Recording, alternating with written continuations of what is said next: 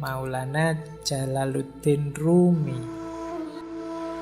Ada satu kalimat yang terkenal sekali dari Maulana Rumi, biarkan hatimu pecah agar dia terbuka. Nanti ada kalimat, Allah itu mencintai orang yang patah hati. Beberapa hadis yang maknanya adalah Allah itu bersama orang lemah, bersama orang terpinggirkan, bersama orang yang sengsara. Ya berarti termasuk orang-orang yang patah hati. Satu kalimat ini saja mungkin bisa menghibur teman-teman yang sedang patah hati. Jadi kalau sedang patah hati, alhamdulillah berarti sekarang aku dicintai oleh Allah. Makanya dibawa ke dunia patah hati. Kenapa menurut Maulana Jalaluddin Rumi dia malah meminta kita biar saja hati kita pecah? Beliau mengilustrasikan begini. Kata beliau begini, engkau menginginkan sedikit air dalam kendi tanah liat, tetapi kemudian engkau memecahkannya. Air itu akan bergabung kembali dengan danau dari mana dia berasal. Ego kita mencoba untuk mencegah pertemuan itu dan selalu menolak saran siapapun tentang perlunya pertemuan. Jadi kita ini seringkali yang sangat jadi perhatian kita adalah keinginan kita, hasrat kita, nafsu kita, ambisi kita, yang kadang-kadang tidak terpenuhi. Itu yang disebut hati kita terus pecah, patah. Ketika hati kita patah, mengalirlah air menuju ke yang sejati. Sejatinya air kemana? Ya ke sungai. Sebenarnya ketika hati kita patah, itu jiwa kita terbuka jalan untuk kembali ke yang hakiki. Saat itu kita diingatkan, kembali ke Allah yang lebih hakiki. Tetapi ego kita yang menahan perjalanannya air itu. Maksudnya apa? Kita mati-matian berusaha malah biar air ini tidak mengalir ke yang hakiki, tidak mengalir ke sungai, tapi sesuai kepentingan keinginan kita. Ketika kita kecewa, misalnya patah hati ditinggal pasangan kita, itu kan kita justru energi paling besar yang kita lakukan adalah gimana caranya agar bisa balik kembali. Kita lupa bahwa ada proses yang lebih ideal, yaitu kembali kepada Allah. Nah, kata Maulana Rumi, tujuan utama latihan-latihan spiritual dalam tradisi manapun, baik timur maupun barat, adalah untuk memungkinkan kita mengatasi keberatan yang diajukan oleh ego, sehingga kita dapat melanjutkan perjalanan kita ke samudra persatuan. Jadi, ketika kita belajar tasawuf, melatih batin, suluk lewat para mursyid, lewat tradisi-tradisi tirakat dan lain sebagainya, itu sebenarnya melatih ego kita. Wahai ego, jangan ke sana. Ada jalan yang lebih hakiki, yaitu ke ranah ilahiyah. Jadi ilustrasi dari Maulana Rumi itu, perjalanan batin kita itu seperti air dalam kendi. Air dalam kendi itu kan tujuannya untuk kita minum. Kita minum itu berarti untuk memenuhi keinginan kita. Ketika kita patah hati, seperti kendi yang pecah. Berarti apa? Yang semula untuk memenuhi keinginan kita sekarang keluar, mengalir. Mengalir ini sebenarnya baik. Kenapa? Dia akan mengalir bersatu dengan aslinya, tempat asalnya, yaitu sungai. Tapi kita yang sudah terlanjur punya nafsu untuk minum, ini ego. Biasanya mati-matian gimana caranya air ini tidak mengalir ke sungai, tapi memenuhi kehausan kita. Nah, dari situlah kemudian kata Maulana Rumi, ketika orang belajar olah batin lewat tasawuf, mistik, dan lain sebagainya, itu tujuannya dalam rangka orang sadar, ini air ini mengalir ke sana, jangan dihalangi. Ikhlaskan. Ini namanya melatih ego tadi. Jadi maka biarkan hatimu pecah. Berarti sekarang saatnya kamu kembali ke ranah ilahiyah. Justru sekarang terbuka jalan. Kalau hatimu tidak pecah, ya kamu tetap akan memanjakan nafsu, hasrat, ambisi duniawimu. Kalau hatimu tidak pecah, ya kamu lupa bahwa aslinya air itu bergabung ke sungai. Jadi inilah salah satu ilustrasi dari Maulana Jalaluddin Rumi. Makanya beliau bilang, biarkan hatimu pecah agar dia terbuka. Kalau tidak pecah-pecah, tidak terbuka-terbuka, kamu masih asyik dengan duniamu, memenuhi hasrat ambisimu. Begitu pecah, sekarang kamu sadar dengan yang lebih sejati. Inilah ilustrasi dari patah hati. Jadi patah hati itu penting ternyata untuk menyadarkan kita bahwa dalam hidup ini ada yang lebih hakiki dan perjalanan kita menuju ke sana. Baik, kita lanjutkan. Nah, dilanjutkan ya. Luka adalah jalan cahaya yang memasuki jiwa. Jadi ketika hati kita luka, hati kita patah, justru lewat luka dan patahan itulah cahaya bisa masuk. Ini melanjutkan yang tadi. Kalau hatimu tidak luka dan tidak patah, mungkin kamu tidak sadar. Kenapa tidak sadar? Karena cahaya tidak bisa masuk. Itu mengapa Allah itu dekat dengan orang-orang yang hatinya patah, hatinya luka, menghadapi penderitaan hidup. Karena berarti di situ ada rekahan yang cahaya bisa masuk. Makanya para sufi terus punya rumus ya, kalau dalam penderitaan kita bersyukur. Alhamdulillah masih diingatkan oleh Allah bahwa yang hakiki adalah perjalanan menuju Dia. Nah, itu ada ilustrasi menarik. Terimalah situasimu tanpa menghakimi. Aku marah, aku takut, aku benci. Biar saja, rasakan saja. Ini aku sedang patah hati, sedang marah, sedang takut, sedang benci. Kalau sudah kamu sadari, kamu terima apa? Lalu hadirkan Dia untuk menemanimu. Biarkan cahayanya Allah masuk dalam dirimu, menerangimu. Saat engkau membutuhkan pertolongan Tuhan pasti datang. Jika engkau tertutup, tidak ada ruang untuk cahaya. Perlu ada celah dalam hatimu agar cahaya bisa masuk. Katakan dengan tulus, aku tidak bisa mengatasinya, namun Engkau bisa ya Allah. Kupersembahkan padamu semua sakit dan luka ini. Bersamanya Engkau akan utuh kembali. Cinta, kedamaian, keindahan, hidup kembali. Dirimu yang sejati tidak berkurang sedikit pun. Lalu bersyukurlah. Jadi ketika kita sedang berat-beratnya menghadapi masalah apapun, terimalah itu. Biarkan hatimu pecah. Kemudian rasakan hadirnya Dia dalam dirimu. Dan yakinlah bahwa apapun yang engkau inginkan akan dipenuhinya.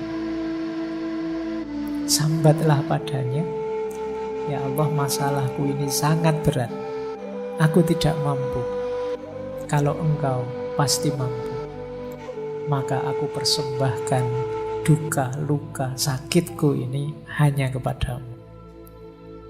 Nah, insya Allah bersama dia kita akan kembali utuh, kembali hidup seperti semula. Tidak ada satupun yang berkurang. Kalau kita patah hati kan sebenarnya kita berkurang apa sih? Tidak ada. Kita masih bisa memulai lagi yang baru seperti semula. Kalau sudah terasa betapa kebersamaan dengan Allah itu menyembuhkan, ayo terus kita bersyukur. Alhamdulillah ya Allah, Engkau masih mau menemaniku dalam situasi pahit dan luka ini. Baik, ini salah satu petunjuk dari Maulana Jalaluddin Rumi. Kalau kita sedang patah hati, sedang sedih, sedang banyak masalah. Oke, kita lanjutkan. Ini dimensi yang berbeda, pemahaman yang berbeda lagi. Kata Rumi begini, selamat tinggal hanya untuk mereka yang mencintai dengan matanya. Karena bagi mereka yang mencintai dengan hati dan jiwanya, tidak ada yang namanya perpisahan. Kita itu kan patah hati misalnya, itu kan karena jauh, ditinggal, tidak dibersamai lagi. Dia tidak mau lagi dekat denganku. Itu kan kita definisikan sebagai patah hati. Terus kita sedih karena itu.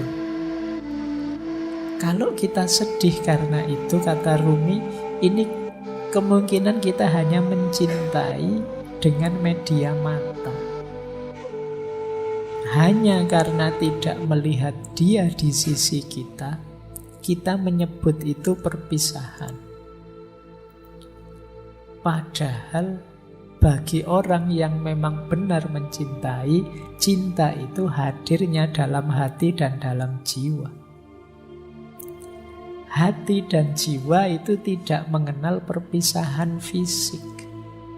Sejauh apapun dirimu, engkau tetap ada dalam diriku. Maka goodbye atau selamat tinggal itu hanya untuk mereka yang cintanya hanya dengan mata, kata Maulana Rumi. Tapi bagi mereka yang mencintai dengan hati dan jiwanya, tidak ada yang namanya perpisahan. Ini boleh juga dipakai dalil bagi mereka yang LDR-an. Ya, jadi kalau kamu hari ini sedang galau karena LDR-an, kamu kirim quotes-nya Rumi ini padanya. Jadi selamat tinggal hanya untuk mereka yang mencintai dengan matanya. Karena bagi mereka yang mencintai dengan hati dan jiwanya, tidak ada yang namanya perpisahan. Baik, ini sisi dalamnya cinta berarti memang tidak bisa patah. Kalau memang kita benar mencintai, sebenarnya perpisahan itu tidak mungkin. Karena yang kita cintai pasti akan selalu ada di hati kita dan di jiwa kita. Baik, kita lanjutkan ya. Ini salah satu pendapatnya Maulana Rumi. Ini menarik kalimat ini. Biarlah sang pecinta menjadi tercela, menjadi gila, menjadi linglung. Orang yang sadar akan khawatir tentang hal-hal buruk.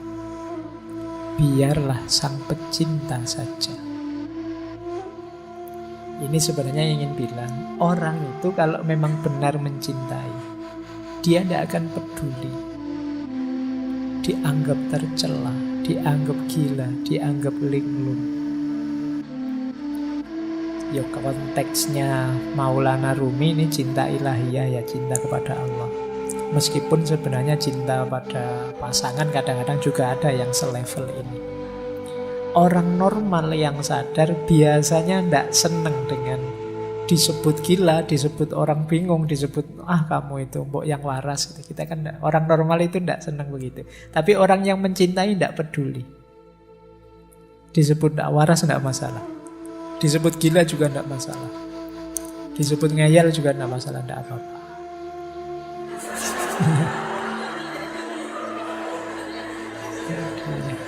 Iya. Oke.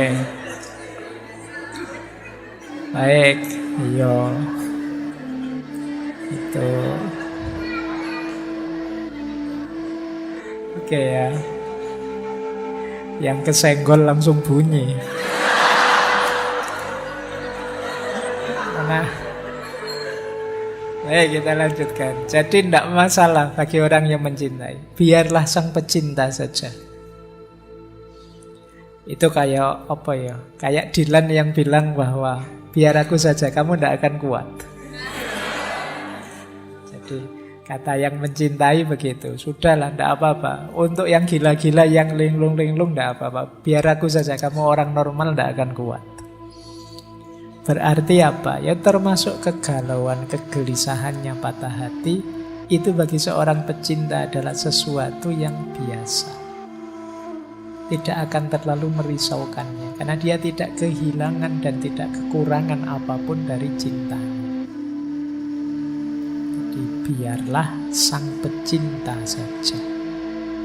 Biarlah yang mencintai saja. Baik. Masih ada lagi. Kalau ini bahasa saya, kalau kalian punya kemampuan ini, kalian akan bahagia. Kemampuan menikmati penderitaan. Jadi Rumi kan dikenal dengan tarian Darwis berputarnya. Kata beliau begini, menarilah saat lukamu terbuka. Menarilah saat kamu telah merobek perbannya. Menarilah di tengah pertempuran. Menarilah dalam darahmu. Dan menarilah pula saat kamu benar-benar bebas. Jadi ini Rumi menceritakan betapa terjalnya jalan cinta itu. Engkau akan terluka berkali-kali, tapi tetaplah menari. Menarilah di tengah pertempuran dan menarilah dalam darahmu. Meskipun pada akhirnya ketika kamu mampu menikmati segala penderitaan itu, engkau akan benar-benar bebas. Jadi, ini diilustrasikan ketika Rumi itu kan pertama kali melakukan tarian yang masyhur sekali. Darwis berputar itu kan ketika beliau sedang sedih, sedang galau, ditinggal gurunya, Syekh Samsuddin At-Tabrizi. Ketika beliau sedang ada di sebuah tempatnya pandai besi, mendengarkan besi yang ditempa, diiringi oleh kesedihannya, akhirnya tubuhnya bergerak sendiri. Itu bisa kamu bilang bergerak dalam kesedihan. Tapi kesedihan ini dibawa menari dan dibawa naik menghadap Allah. Maka di antara rumusnya kalian menghadapi kesedihan, menghadapi patah hati itu, kalian akan sangat tangguh kalau bisa sampai di level bisa menikmati kesedihan. Bisa menikmati kegalauan. Boleh kamu bikin jargon, galau itu asik loh. Sedih itu menarik. Banyak karya-karya besar lahir karena kesedihan, karena kegalauan. Sering saya bilang, energinya orang sedih, energinya orang patah hati itu luar biasa. Tinggal kamu mampu atau tidak menikmati dan mengelolanya. Jadi kayak kalian waktu jatuh cinta itu kan energinya juga besar. Tinggal mampu atau tidak kalian mengelolanya. Misalnya orang jatuh cinta itu tiba-tiba jadi puitis. Dikit-dikit nulis puisi. Mbok ya sekalian nulis buku puisi. Lumayan, mumpung kepalamu sedang meledak-ledak, menyala-nyala dengan cinta. Terjemahkan itu dalam kreativitas. Orang jatuh cinta misalnya, itu semangat-semangatnya melayani, membahagiakan yang dicintai. Mbok yo yang dicintai itu mengarahkannya untuk yang produktif, kreatif. Maka seperti yang disampaikan oleh Rumi ini, menarilah saat lukamu terbuka. Menarilah saat kamu merobek perban. Menarilah di tengah pertempuran. Menarilah dalam darahmu. Menarilah pula saat engkau benar-benar bebas. Pada puncaknya, cinta akan membuatmu bebas. Yang paling jelas ya bebas dari belenggu ego dirimu sendiri. Orang mencintai itu kan ketika orang yang bisa menaklukkan dirinya sendiri. Baik, saya lanjutkan. Maulana Rumi juga pesan pada kita, rasa sakit yang kamu rasakan ini adalah membawa pesan.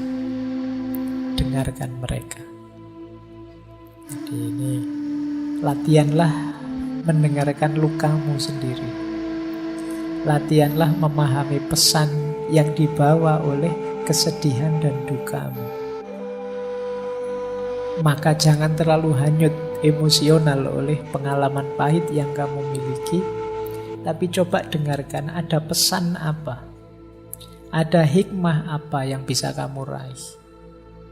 Yo karena yang pesan ini Maulana Rumi, yo berarti perhatikan dia memberitahumu apa dalam rangka meningkatkan kedekatanmu kepada Allah, dalam rangka menghidupkan cintamu kepada Allah. Peristiwa pahit apapun coba kamu dengarkan. Dia membawamu pesan apa, membawakanmu pesan apa yang itu membuatmu tambah dekat pada Allah.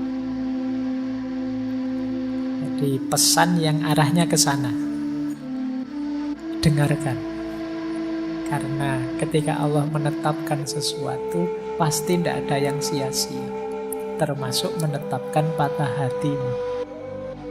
Pasti Allah tidak sedang iseng, tidak sedang saya coba anak ini kalau tak bikin patah hati kayak gimana, pasti tidak sekedar itu. Pasti Allah ingin sesuatu yang lebih besar dan lebih penting dari itu. Maka penting kita mampu membaca luka, mendengarkan patah hati. Ayat itu kan tidak hanya ayat tertulis, tapi juga ayat-ayat kauniyah. Patah hatimu dan lukamu itu ayat-ayat Allah juga. Coba dengarkan pesannya dari situ. Jangan-jangan mengingatkanmu atau mengujimu atau mendorongmu untuk tambah dekat padanya. Dan seterusnya. Baik, kita sudah ketemu Maulana Rumi dan ada kalimat yang menarik dari beliau. Di mana ada kehancuran, di situ ada harapan akan harta karun. Harta karun itu kan biasanya terkubur di balik puing-puing. Kalau tersimpan di lemari kan tidak disebut harta karun. Harta karun ini biasanya tersembunyi.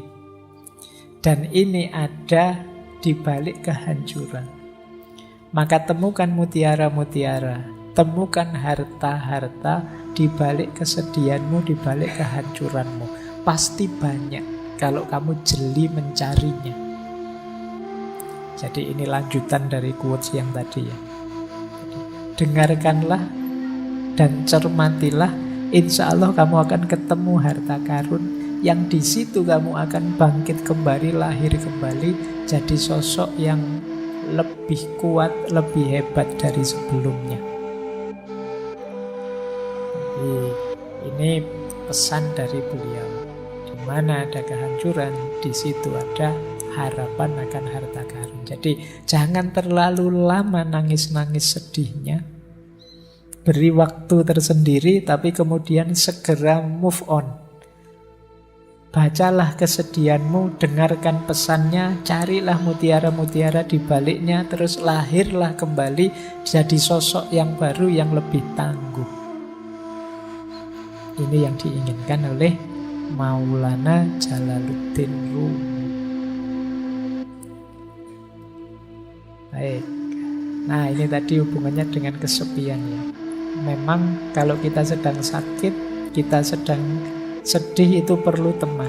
Tapi seandainya tidak ada teman dan kamu merasa sendirian, jangan merasa kesepian. Seluruh alam semesta ada dalam dirimu. Jadi, kalau sekedar ingin cerita, ingin curhat, dalam dirimu lengkap. Ada komponen alam semesta. Jangan merasa sendiri. Wong kamu itu sendirian saja sebenarnya kan sangat ramai. Kalau tidak percaya, kalau kamu di kamar sendirian itu kan, ya memang suaranya tidak ada, wong kamu tidak ngobrol. Tapi pikiranmu kan riuhnya luar biasa. Ramenya luar biasa. Kalau sekarang kadang-kadang tidak hanya pikirannya, mulutnya juga rame, apalagi kalau pas main game. Ya, kamu marah-marah sendiri, mesuh-mesuh dewe, ngamuk-ngamuk dewe. Apalagi pikiranmu. Pikiranmu itu kan tidak pernah diam. Ketika kamu sadar ya pikiranmu bunyi terus tentang apa saja.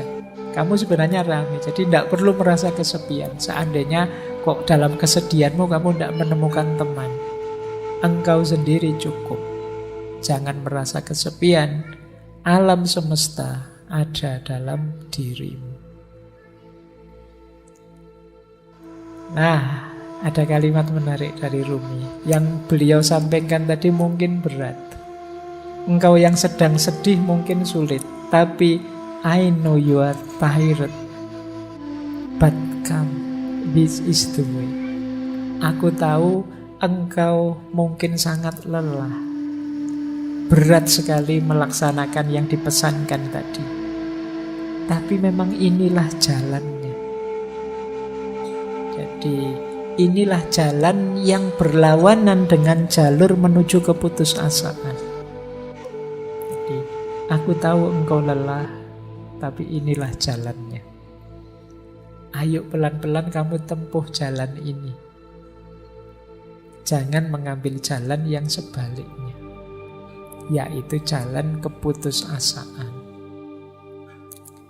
Baik, ini dipesankan tadi ya. Sejak awal tadi kan sudah ada banyak tips-tips untuk kita bisa mengatasi rasa sedih dan hati kita yang patah tadi. Paling tidak kita menghindari gol di gawang keputusasaan. Dan memang hanya ini jalannya, kata Maulana Jalaluddin Rumi.